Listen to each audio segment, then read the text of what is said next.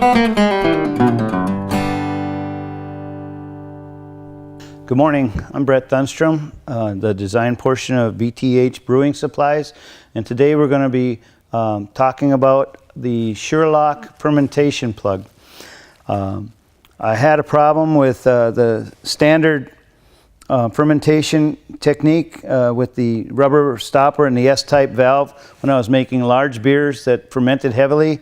They'd kreuzen high, the foam would block the S-tube, and then I'd lose my seal, and then my beer would be bad. I'd have a bad batch. So that happened a couple times, and so I designed this plug so it wouldn't happen again. So this is the package that it'll come in. Looks just like this. No tools required for assembly. So this is the assembly, how you assemble it. Comes with a blow-off tube, hand tightenable clamp ring, washer, the plug itself, and there is an O-ring installed on this one. It may come loose, may come installed, but either way it goes right there. And a stainless steel jam nut. The assembly is pretty straightforward. Take your threaded cover. This is for a plastic carboy with a threaded cover. I believe it's an 1 3/4 hole through the middle. Just place the plug through, making sure you have the O-ring on your plug. Drop the washer over.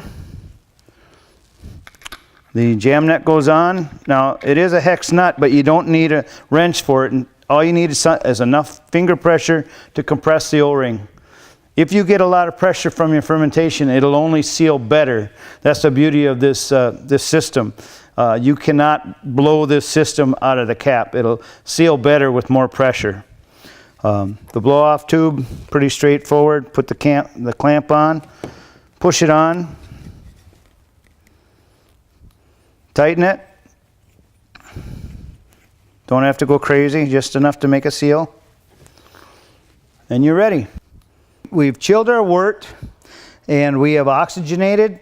We pitched our yeast. Now we're ready for the SureLock Airlock to go on. What I like to do is release the thumb screw. So all I have to turn is the cover. I don't have to fight with the tube. That way you have a better chance of getting it on square, screwing down tight, getting a good seal.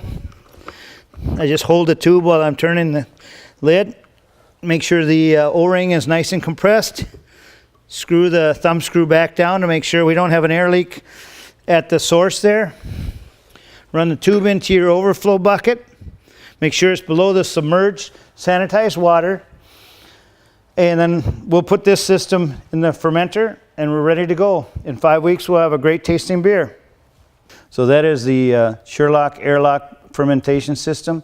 You can visit us on our website at www.bthbrewsupplies.com. Hope you enjoyed the video. Thank you.